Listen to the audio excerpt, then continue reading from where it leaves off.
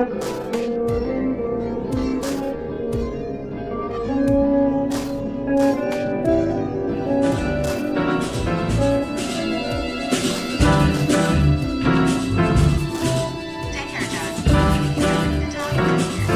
John. How can I help you today? I appreciate you reaching out. If you have any questions or need support, feel free to ask. I'm here to help. Is there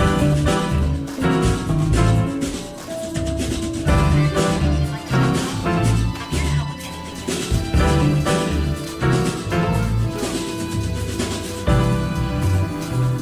Of course. If there's anything else you'd like to discuss or have questions about, feel free to let me know. I'm here to help.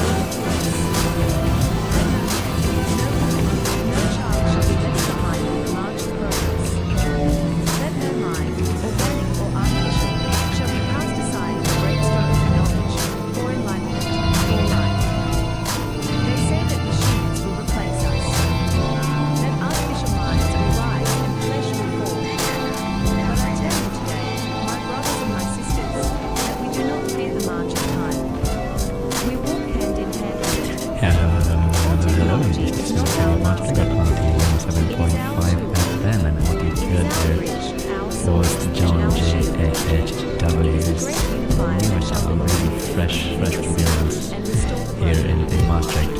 The album is called Mr. D, Substitute Messages. Most importantly, before we move on, thank you, Jay, for the tech and for listening. And as promised, this is just a sneak peek about John's latest album. We have John in the studio. How's it going?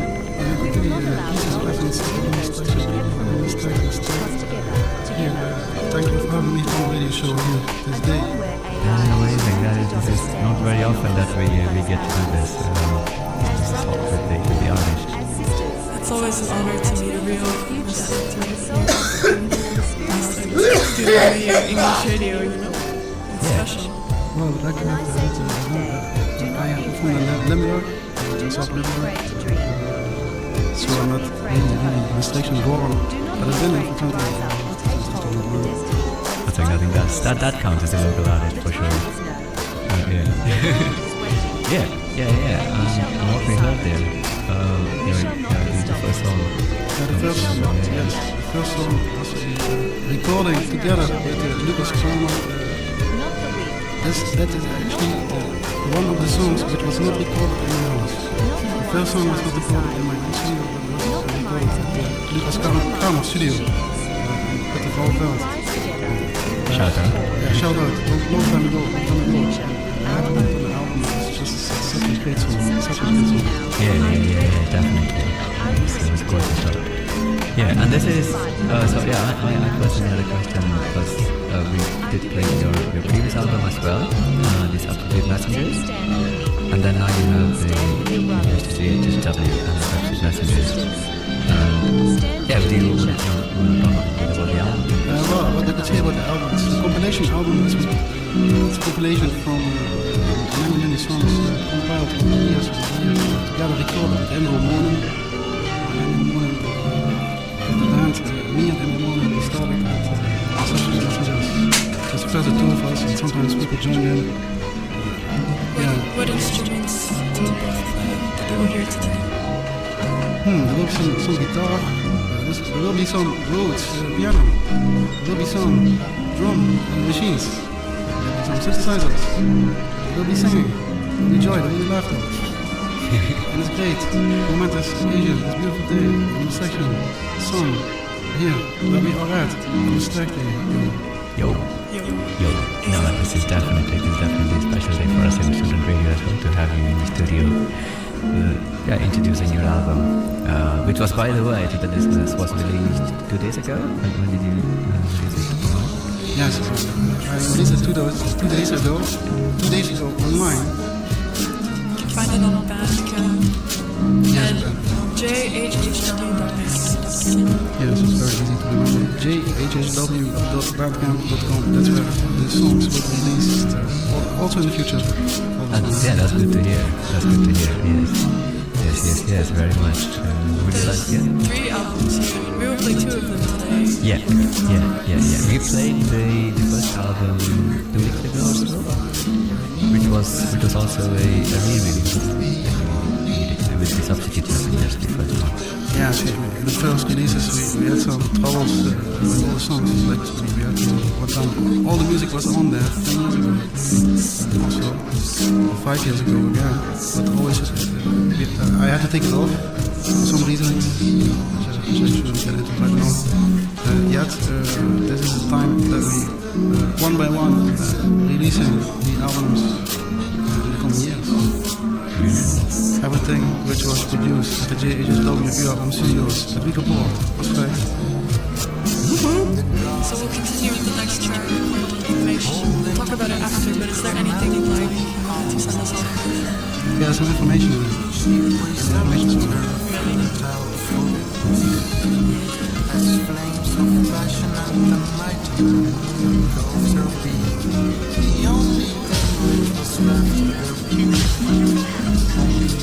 help. What can I do for you?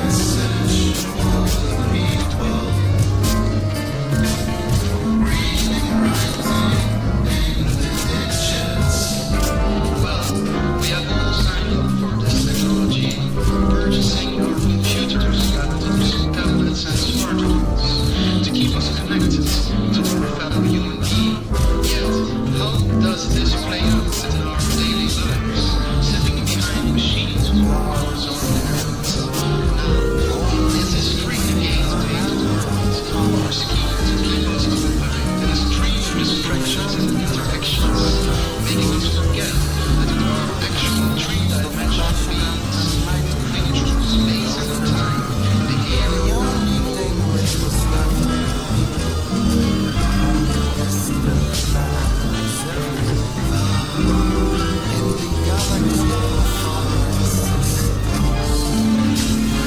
now.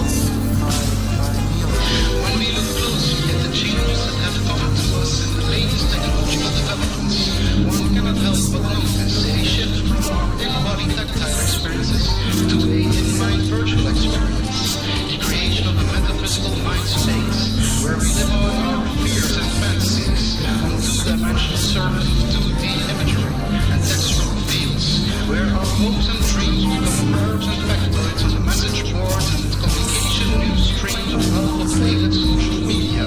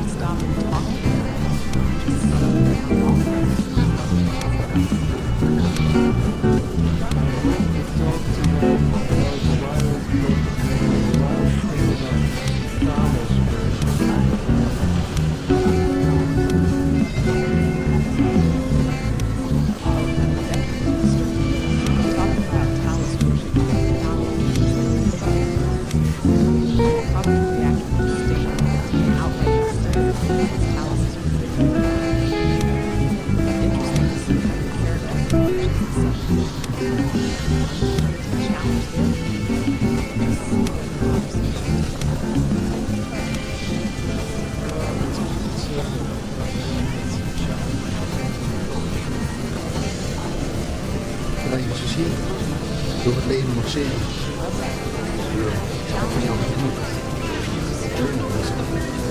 En dat is fijn, dat is wel zonde. Zelfs als je net niet zo zou brengen,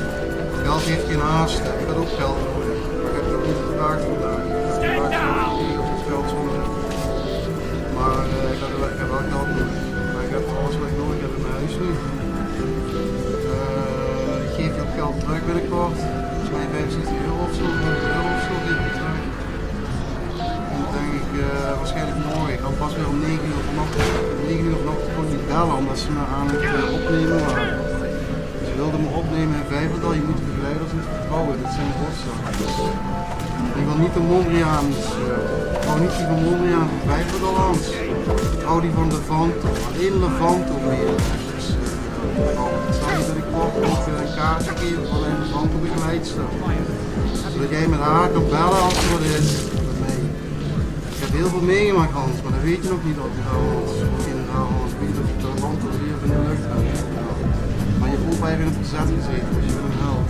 Het zit in je bloed, helden. Dus als je wil, kan je voordat je de vaals van die 5 minuten langskomen, een koffie drinken. Ik heb koffie gemaakt. Dus nog 1 koffietje drinken voor de 1. Hey, Honsie! Honsie! Ja, kunnen we 1 koffie drinken? Ik hou heel veel van jou als van mijn broer. Ik hou van jou als van mijn broer die heel oud is. Die rijdt omdat het grijs is. Snap je? Dus ik zeg niet hou toe. Ik zeg ook geen hooi. Maar ik zeg, ik zie je hopelijk zie je snel. Maar mijn deurbel doet het niet en ik heb geen telefoon. Dus je moet me met, met Hans, als je binnen wil komen, moet je me eerst bellen en aankloppen op het raampje op de deur. Op het raampje moet je aankloppen, niet op het hout. Je weet dat jij het bent, dan laat ik je binnen. Oké.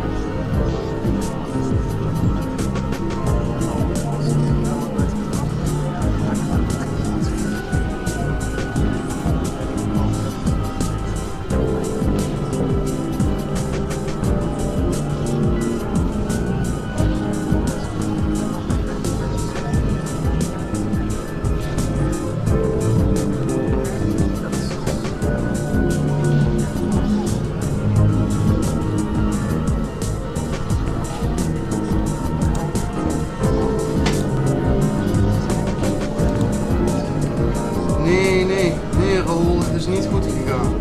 Vanochtend wilden ze me weer op laten nemen. Ik was eerst vrijwillig gegaan, maar ze wilden me vandaag weer laten opnemen. En toen heb ik nee gezegd en heb ik de deurbel uitgetrokken. De deurbel uitgetrokken heb ik. En ik wil gewoon niet dat ze me doen. Om niks.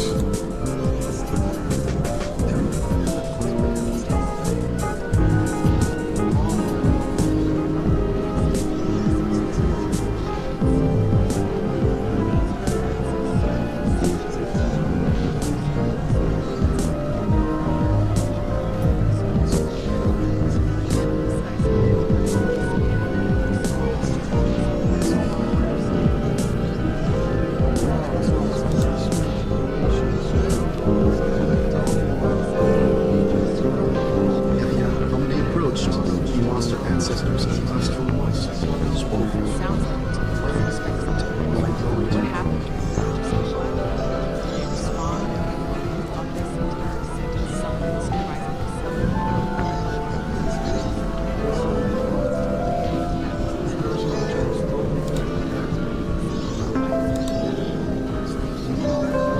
Jezus, Vanja.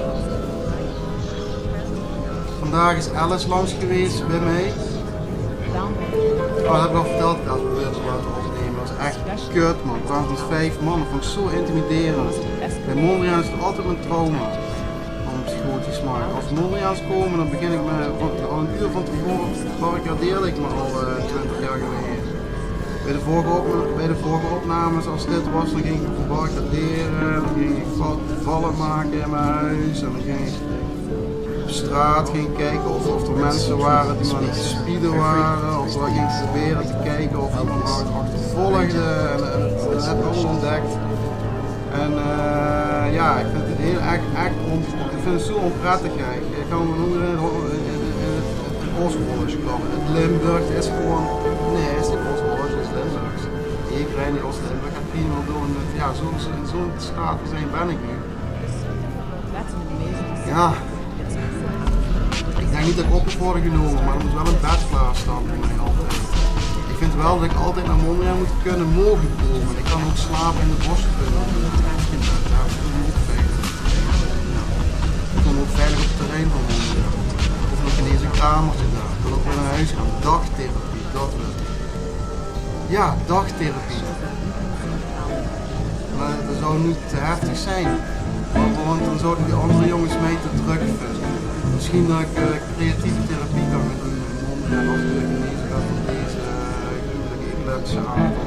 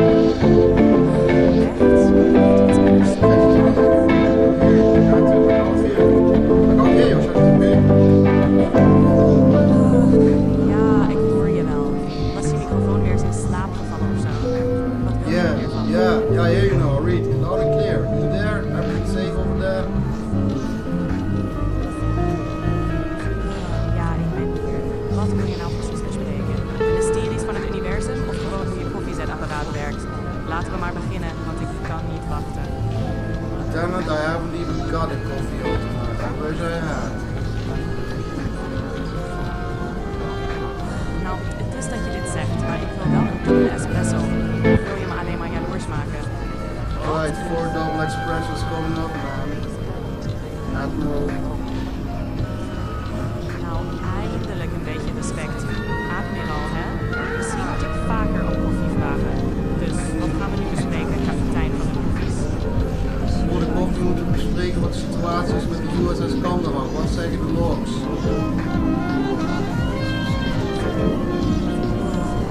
Logs, ja.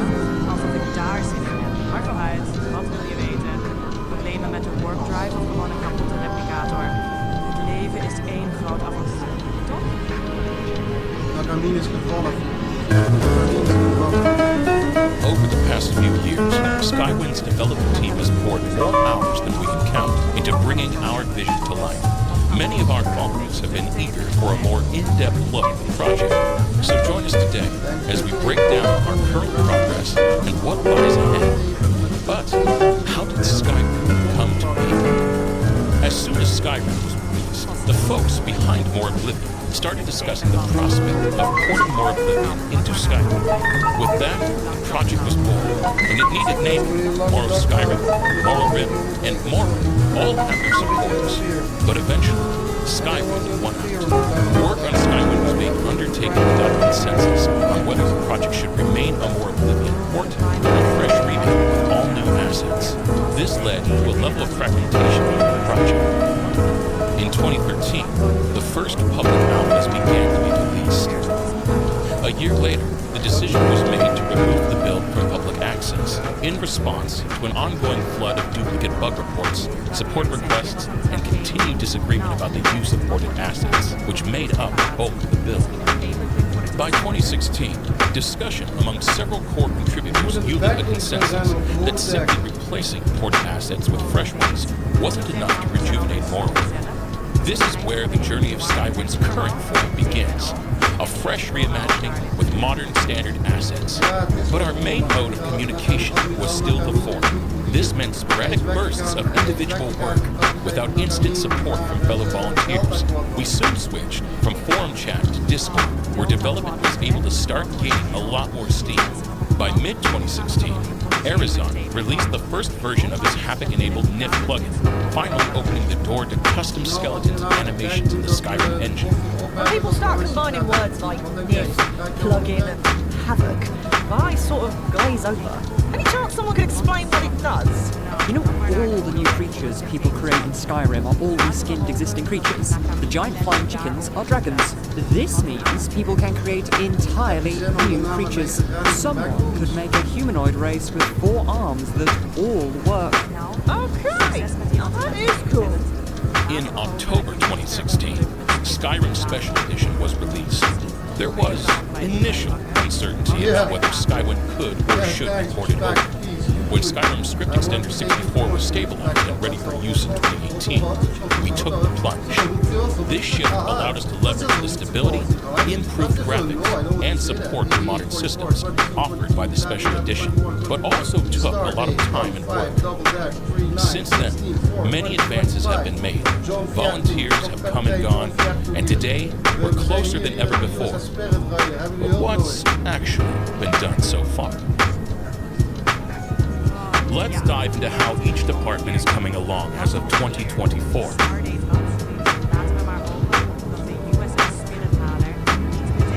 Almost all base game concept art is now complete, including creatures, clothing, weapons, armor, food, flora, and statues. We're still working on the Redoran interior tile set, which should be finalized soon. In addition to this, our 2D artists have created in-game paintings, book covers, book illustrations, posters, murals, and loading screens to further enrich the world. As such, we are no longer actively seeking 2D artists. Has vanished from the planet Earth and from the universe in its last adventure. Me and Lieutenant Leon. We now have over 13,000 custom 3D assets in the game, with around 550 left to build. But these assets are not created equal. One is the Dwemer Centurion, while another is a single plane floor tile. Here are some pieces we've recently completed. Zet hem op, ik heb het 14. Ik hoop dat Lieutenant Corleone de tape heeft gepakt. Warpsnelheid 9 en hopen dat we niet de weg uit elkaar komen. Veel succes, kapitein. Here's out. Peace, and may the force be with you. Our main backlog is closed, which accounts for over 2/3 of the remaining non-tile set work. Tile sets are essential, as without them, the level design team can't start work on any inhabited areas.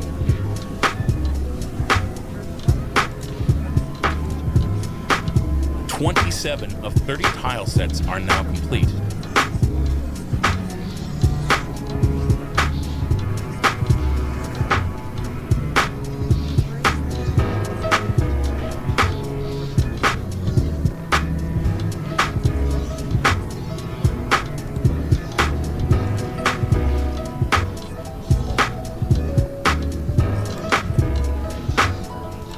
Left to do is the Redoran interior tile set and the interior and exterior stronghold tile sets.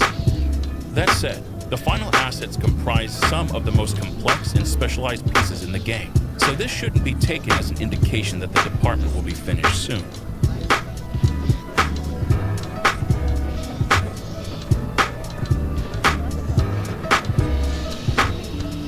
Implementation merges art, mechanics, and audio in the game engine, turning the assets the team has created into playable in-game experiences. We've faithfully revived Morrowind's armor with 14 armor slots. Skyrim had 6. Yes, pauldrons are making a return. You can even mix left and right pieces to create the fashionable outfits of your dreams. Another major undertaking has been adding facial animations to our custom creatures, without which many creatures would not be able to emote or move their mouths while talking. We've also started implementing custom hairstyles in the game. Skywind operates using monthly merges, where we pool our progress and update the build so everyone can work with the same foundation and use these implemented assets to bring the game to life. We typically only have 1 or 2 active asset implementers available, so we're always looking out for help in this department. With most tile sets now being completed, and most clutter having been designed by the 2D and 3D team, level design is well underway. Many regions are finalized and undergoing quality assurance, or QA, and peer review.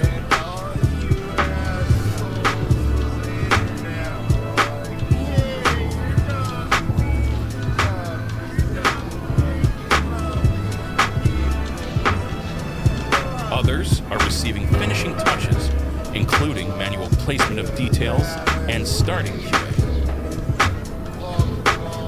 Most of the remaining areas are over 60% complete, with block layouts, clutter, and some details added. We also have 1,032 interiors to design, including settlements, cities, houses, shops, caves, forts, tombs, and yurts. Most interiors are well underway, though some areas are delayed due to awaiting tile sets. Vivek City's exterior is mostly done, but needs adjustments due to NPC scheduling, quests, and dialogue. Interior spaces in Vivek are actively being worked on. Towns and villages are generally complete, except for Redoran interiors awaiting the tile set, and 1 Redoran exterior needing more work. Ashlander Camp's level design is now complete and undergoing quality assurance.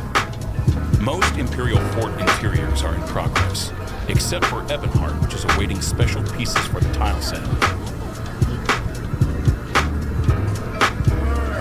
Nav meshing involves crafting navigation paths, or nav missions, which guide game characters through the world. This system helps characters calculate efficient routes while avoiding obstacles, preventing them from getting stuck. In essence, it defines where non-player characters can move. Optimization sets room boundaries or occlusion planes, instructing the computer on rendering in-game content. enhancing performance by rendering only necessary portions at a time. Here's how the exterior nav meshing process has progressed since 2020.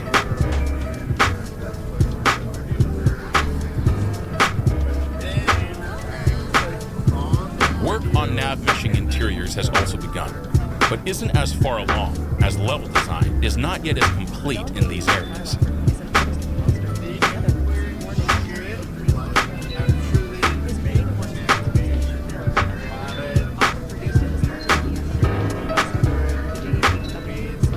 Custom creatures were initially fashioned from Skyrim skeletons and animations. However, Aerosarn's animation tool marked a significant turning point, enabling the integration of entirely new creatures with unique animations. In total, we plan for 15 of Morrowind's 44 creatures to have brand new, custom animations in the final game. Of those, 7 were added to the build with placeholder animations in just 2023.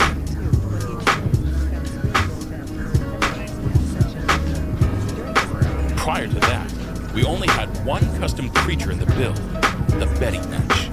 So this is a huge achievement. The animation team also works on custom weapon and spell animations.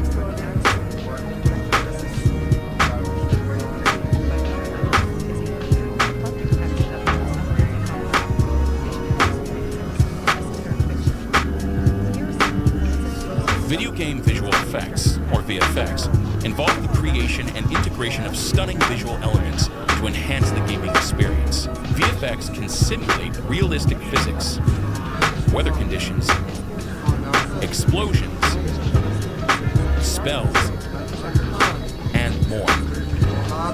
Our main focus at the moment are the game spells.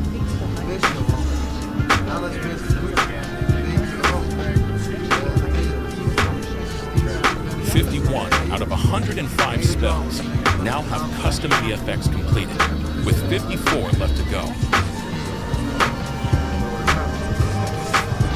Once spells are finished, further work will need to be done to finalize our weather conditions, though these are already 95% finished and implemented. In addition, general lighting throughout the game will need tweaking to ensure areas have an appropriate atmospheric tone while still being practical.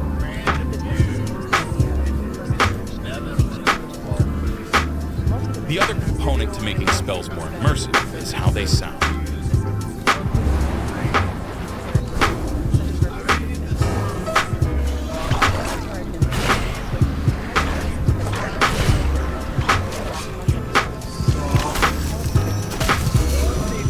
But sound work doesn't stop there. From the clanking of armor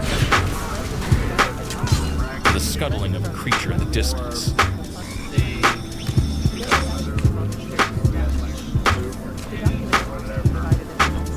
Our sound designers are working tirelessly to create immersive sound that helps to make art alive and real. One, they want to fuck really bad. These are being worked on by Some realization and are always looking the author describes a many profound self-actualization side note where a sense of inner truth and peace overwhelms her. This passage conveys deep feelings of joy when it comes to music. Dividing the work by region. It can be made have day and night music. En daar is het middel die binnen trainen scrinden over mijn wangen. Ik wil de man run. It was a weird jump. Transformation of speech. Another passage depicts the author's intense emotional journey through the collapse of the corridor and the ensuing highlighted some special bonus tracks to taverns or unique locations. There was a man moving down the corridor. We currently have 100 tracks. There was no way out. This was it. I broke through the end of the corridor. Soft, warm, love, peace. I had reached my destination. How is this not the most 1,100 struggle and video only has the author describes physical and emotional voiced by a it's got cats and tits and bad it's like a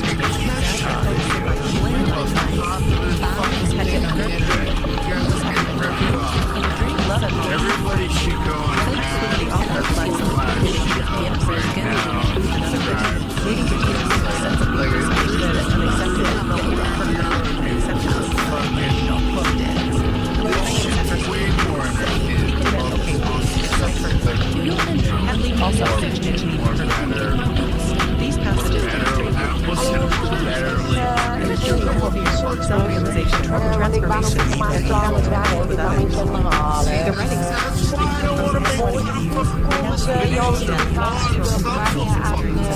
document the manifest unity between several acts of We're using AI voice to speed things up. We don't use AI voice acting. All our voice work is done by Divine humans. Mercy Institute. The text emphasizes the infinite mercy of the surface, suggesting that this earth can be conservative by the infinite mercy of our Creator, Allah. No power exists save Allah. Let us realize ourselves. The servant of Allah is truly free. Monotheistic belief first. The author expresses a strong monotheistic belief, reciting traditional Islamic affirmations of faith and emphasizing the importance of seeking help from Allah to avoid darkness. In the name of Allah, who is Allah? The merciful, the most merciful. Master of the day of judgment. Allah in you, Allah, the origin of our hearts. In moments of personal struggle, the author turns to Allah for fresh insight, indicating a deep dependence. We're making steady progress. And voice acting will action most likely be the first departure to be finished. Depend on Allah. Continue my journey.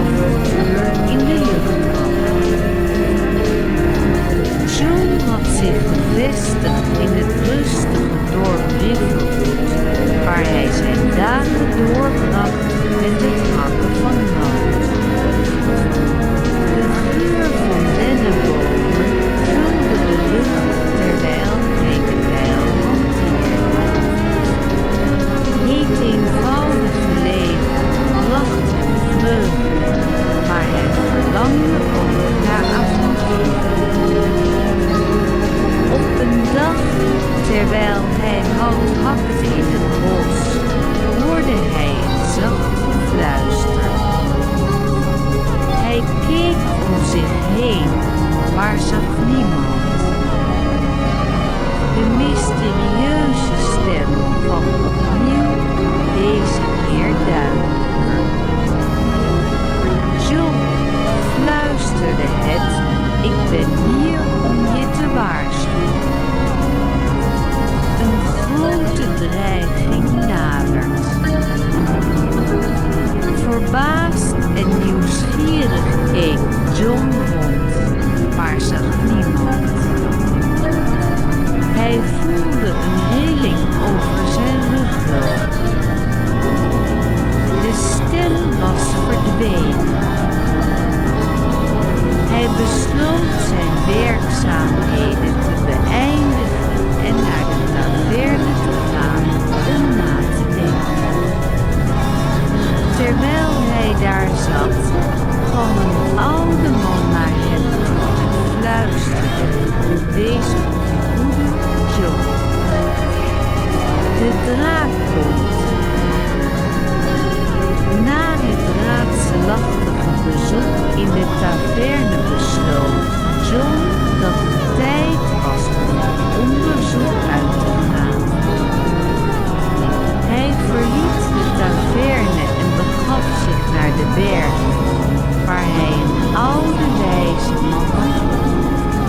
Deze man had hem verteld over de verborgen grond die de sleutel zat van zijn dreiging die hem was aangezet. Met vastberadenheid en een gevoel van urgentie reisde John naar de locatie die de oude man had genoemd. De reis was gevaarlijk, met wilde dieren en rovers die op de loer lagen. Maar John was vastbesloten om de dreiging te stoppen. Bij aankomst bij de grot vond hij de ingang verborgen achter een waterval. Hij waagde zich naar binnen en werd begroet door een donkere, nauwe gang. Het was alsof de tijd stilstond en elke stap die hij zette leek te echoen in de stilte. Diep in de grot vond John een verborgen kamer, waar een oude, magische artefact lag.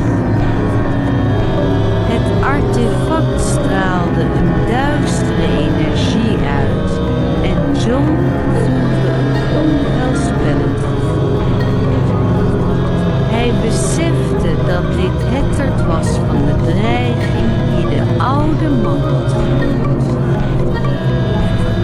Met het artefact in handen verliet John de grot en keerde terug naar Riverwood.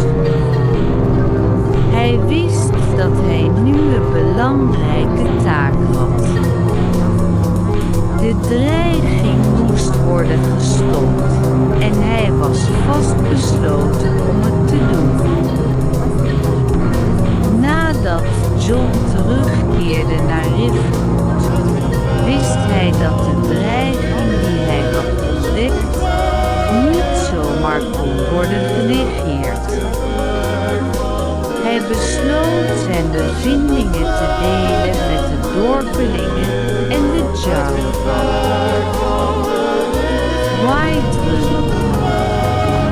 De dorpelingen luisterden aandachtig naar zijn verhaal en er was een gevoel van onrust in de lucht. John besloot zijn reis voort te zetten naar Whitewood, waar hij hoopte meer te weten te komen over de dreiging.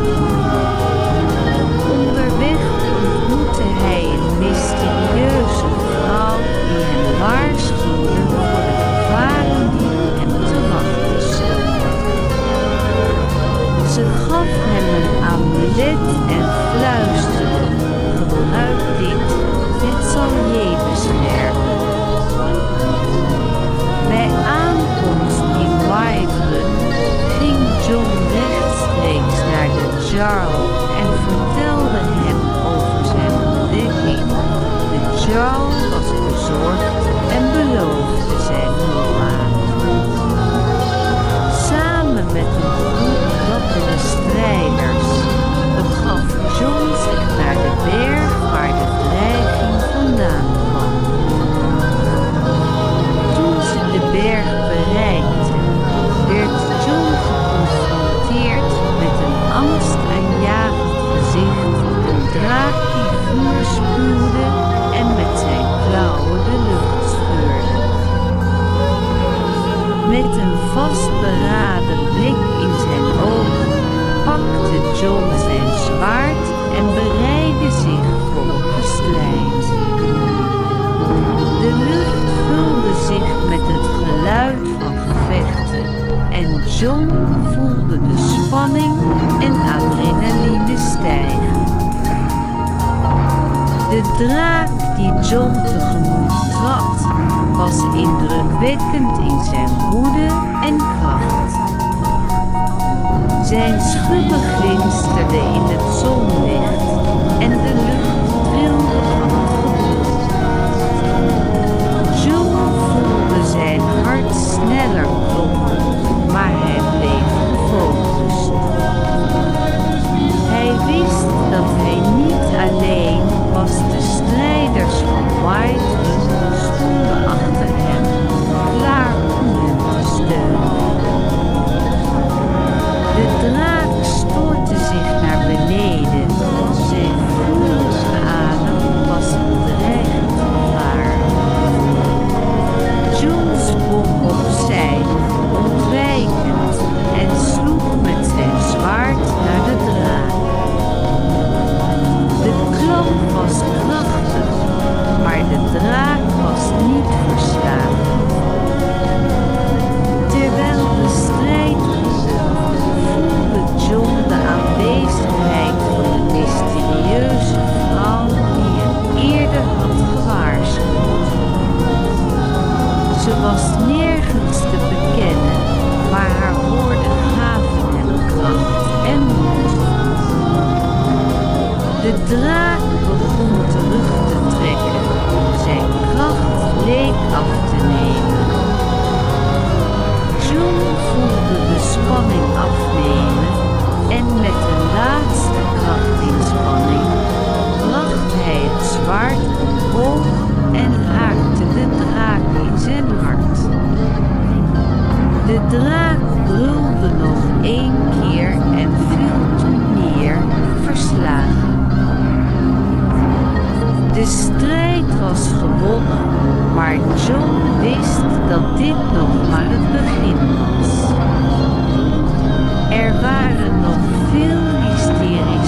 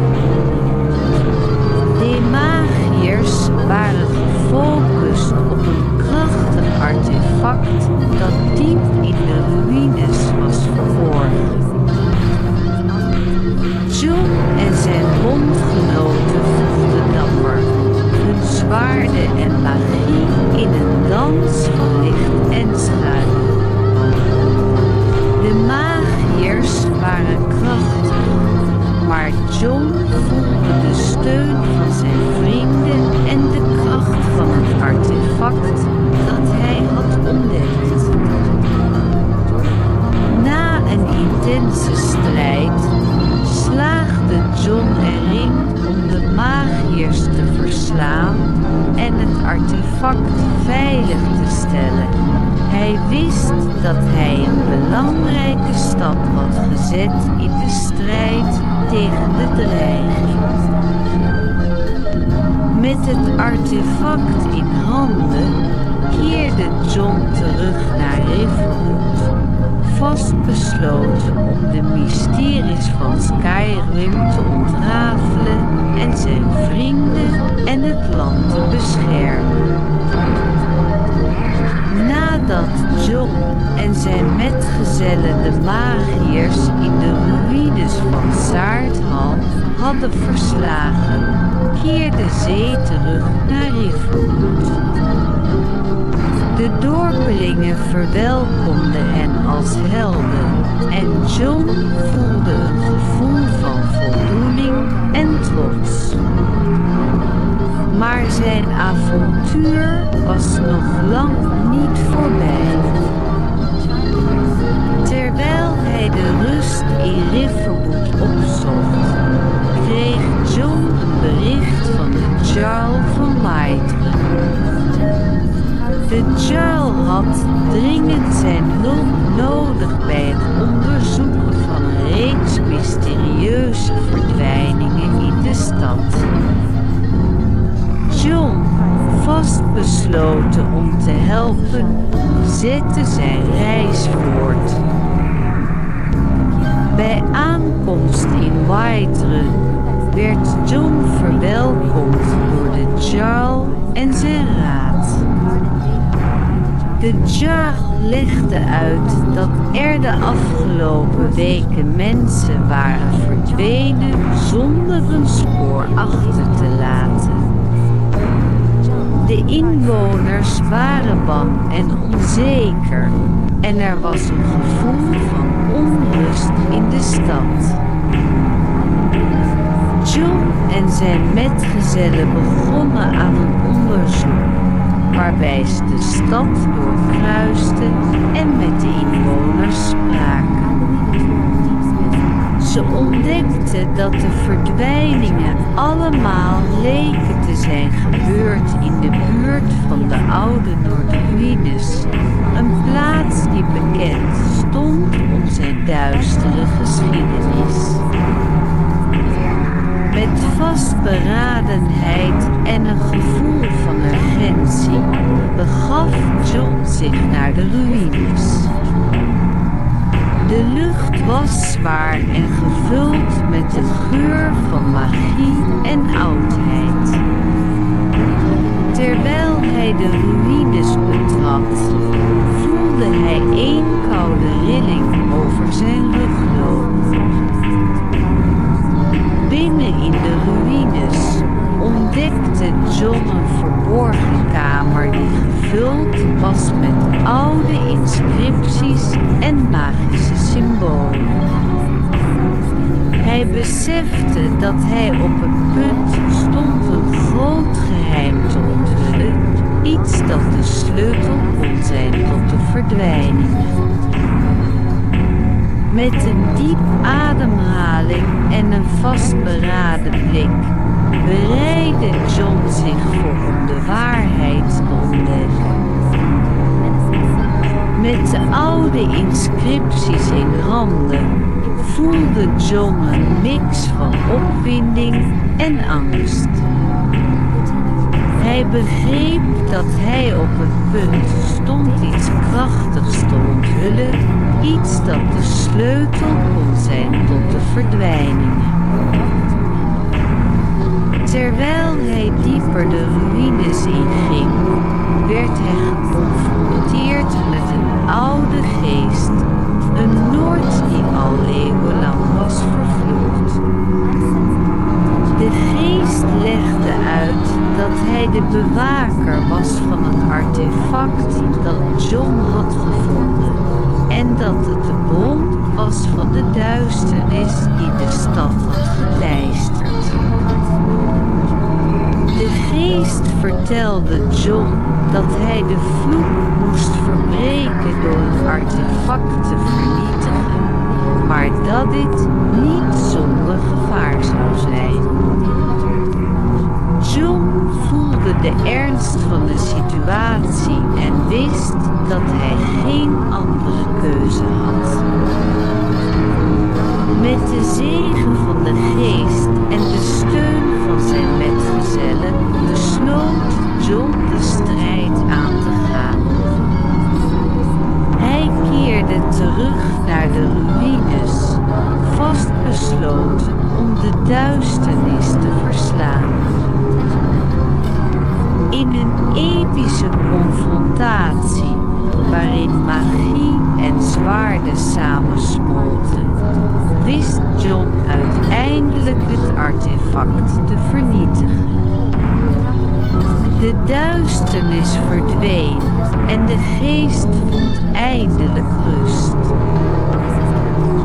Terug in Whiterun werd John als een ware held ontvangen. De stad was gered en de inwoners waren dankbaar. Maar voor John was het avontuur nog niet voorbij. Er waren nog veel mysteries te ontrafelen en hij wist dat zijn reis nog lang niet ten einde was.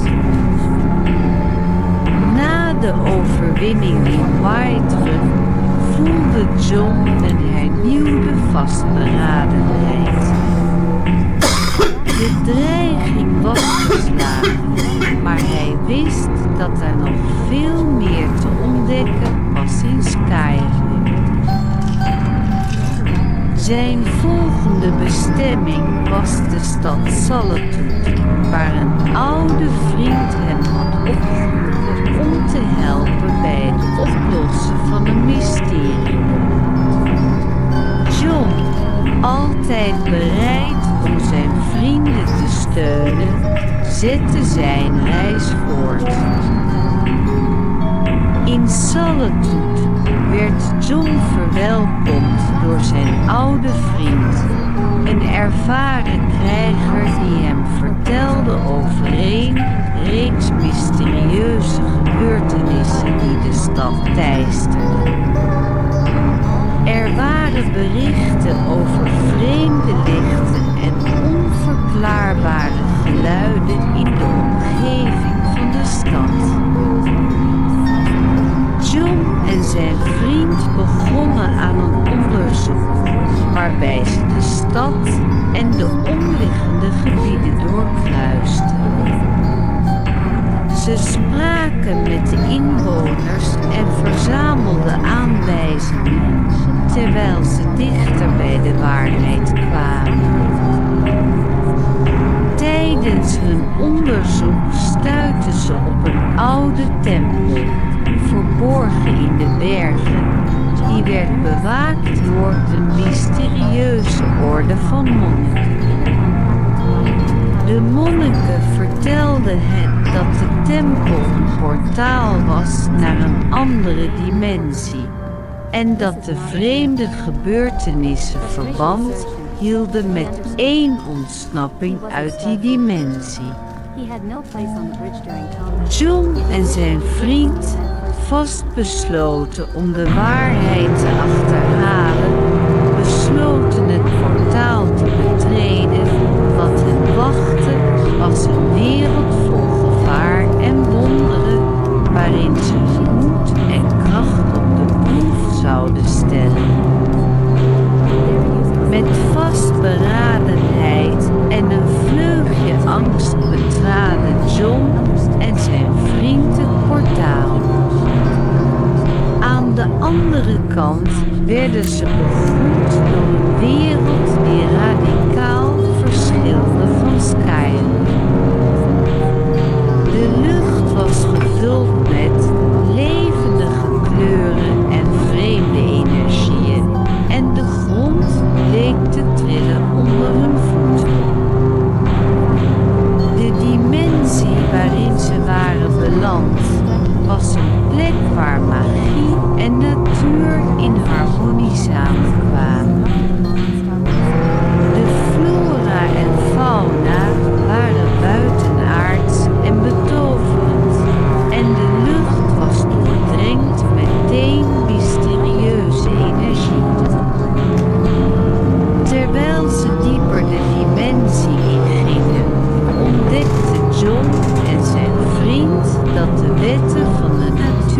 weer anders waren. Tijd leek te vervormen en de grenzen tussen werkelijkheid en fantasie waren vervaagd. Ze ontmoetten wezens die ze nooit eerder hadden gezien, vriendelijke wezens die hen hielpen en hen vertelden over de geschiedenis van de dimensie. Ze leerden dat deze wereld een oude, vergeten rijk was, waar magische krachten de balans van het universum bewaakt. Met de hulp van de wezens begon John aan de zoektocht om de geheimen van de dimensie te ontrafelen. Hij ontdekte dat er een bedreiging was die de balans van de wereld bedreigde en dat alleen hij in staat was om deze te stoppen. Met zijn vriend aan zijn zijde en de steun van de vriendelijke wezens bereidde John zich voor op de grootste uitdaging van zijn leven. In de mysterieuze dimensie voelden John en zijn vriend zich omringd door de wonderen van de natuur en magie. Ze ontmoetten wezenlijke wezens, zoals de lichtgevende sylphs en de wijze oude hens die hen begeleiden. Deze wezens vertelden verhalen over de geschiedenis van de dimensie en over de keerpunten in de strijd tussen licht en duisternis.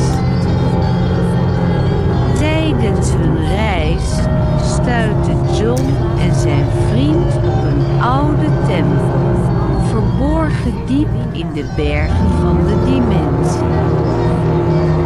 De tempel was een heilige plaats waar de oude energieën van de wereld samenkwamen. Hier leerden ze over een oude profetie die sprak over een held die de balans zou herstellen en de duisternis zou verdrijven. Met nieuw verworven kennis en vastberadenheid begaven John en zijn vriend zich naar de bron van de dreiging. Ze trotseerden gevaarlijke valstrikken, oude vallen en ondode bewakers die hen tegenhielden. Eindelijk, na een lange en gevaarlijke reis, bereikten ze het hart van de dimensie, een oude tempel gewijd aan de goden van de natuur en magie. Hier stonden ze tegenover de bron van de duisternis, een schaduwachtige entiteit die de balans van de wereld had verstoord. Met hun gecombineerde krachten en de steun van de wezens van de dimensie begonnen John en zijn vriend aan de ultieme strijd. De lucht vulde zich met magische energieën en de aarde beving onder de kracht van de confrontatie. Na een intense strijd, waarin licht en schaduw samensmolten, slaagden John en zijn vriend erin om de entiteit te verslaan en de balans van de wereld te herstellen. Na de overwinning op de entiteit keerden John en zijn vriend terug naar de dimensiepoort.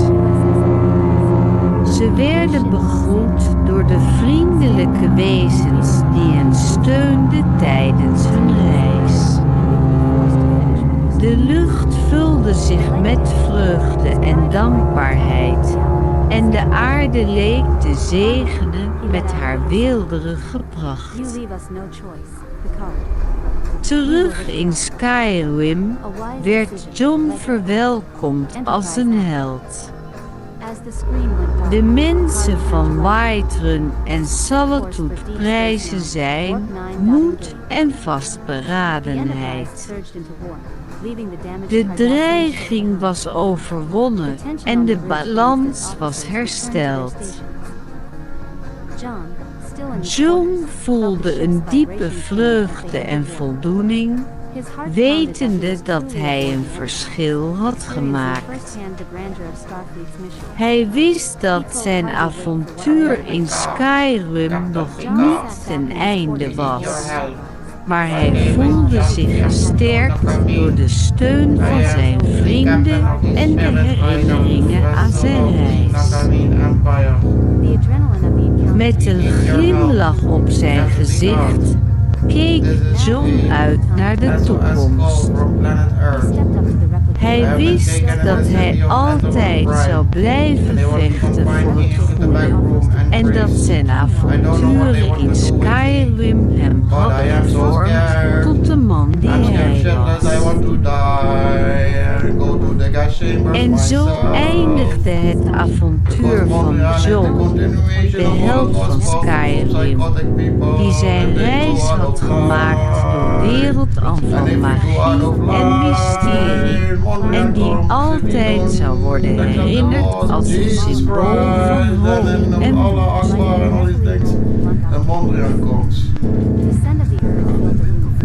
Yes, Captain Picard. I'm being held in Annalone Prime. Need evac immediately. Yeah, my visor. I lost my visor as well. They took my visor. I can't see. That's a fucked up thing when I've got this. My visor is gone. So fucked up shit going on the earth. On the earth is a war, an eternal war. John's story began in the quiet forests of Falkreath. War is eternal on the earth.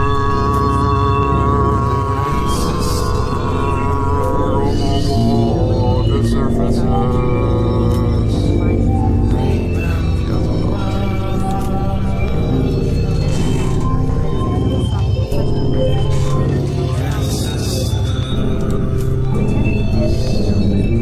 A region known for its misty woods and solemn beauty. The early morning sun filtered through the tall pines as he strode down a dirt path, his pack filled with essential supplies. His goal that day was simple: to visit a local alchemist to trade rare herbs he had collected. Yet, as often happens in Skyrim, fate had other plans. John had always felt that his connection to Tamriel was deeper than most. His dreams often took him to strange and vivid places, realms that seemed to exist alongside the physical world. But what they experienced on this particular day went beyond dreams or imagination. As he walked, the air grew thick and charged with energy, the colors of the forest shifting unnaturally.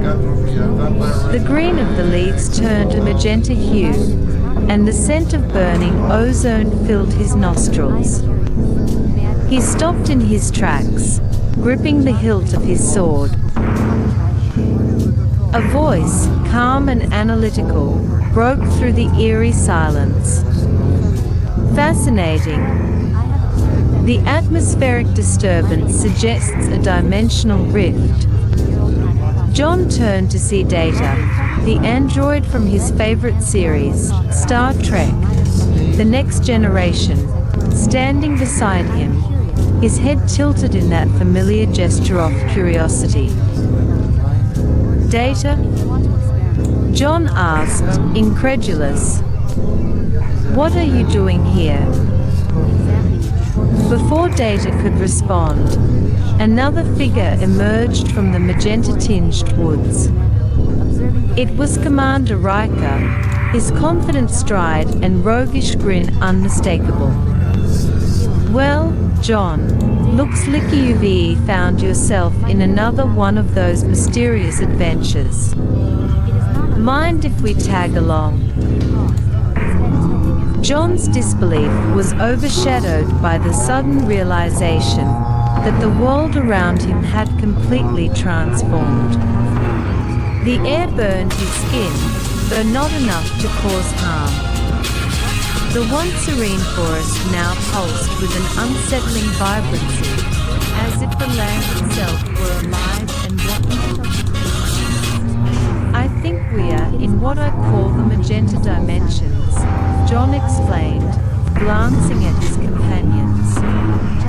It's a place I've visited before, though never willingly. The people here, their culture revolves around pain. It's how they communicate, how they bond. Riker raised an eyebrow. Sounds like a tough crowd. What's the plan? We'll have to adapt, John said, his voice steady. I've survived this place before by understanding their ways. They are not evil, but their methods are alien. As they ventured deeper into the magenta forest, they encountered the first of the dimension's inhabitants. The people bore a striking resemblance to John's friends from Fall Creek, a smith, an innkeeper, a bard, but their skin was marked with burns, and their eyes glowed faintly. They carried tools that looked both ceremonial and torturous. One of them stepped forward, recognizing John. You returned, they said, their voice a mix of pain and reverence. Have you come to aid us again? John nodded. Yes, but I'll need your trust. We have to deal with the helmets. The mention of the helmets caused a visible ripple of unease among the crowd. These devices were added to their skulls, causing constant bleeding and pain while telepathically linking. The helmets were symbols of the government's control, a regime not unlike oppressive Falmouth rule in Cambrian. You freed us once before, but the helmets returned, another villager said. The government reinforced their grip. We have tried everything, but we are powerless. Data, observing the interaction, spoke up. If these helmets function as both physical restraints and telepathic amplifiers, there may be a way to disable their core mechanism. However, it would require access to the government's central hub. Riker grinned. Sounds like a covert mission. My specialty. John, Data, and Riker devised a plan. With the help of the villagers, they would infiltrate the central hub disguised as laborers. John's knowledge of the dimension's customs was invaluable, helping them avoid suspicion. The mission wasn't without its challenges. Guards patrolled the facility, their helmets making them hyper-aware intruders. But with Riker's charisma and Data's analytical precision, they managed to reach the main control room. The central mechanism controlling the helmets was an intricate contraption, glowing with the same magenta hue that permeated the dimension. Data immediately began analyzing it. The system is designed to reinforce the telepathic link while inflicting pain as a deterrent.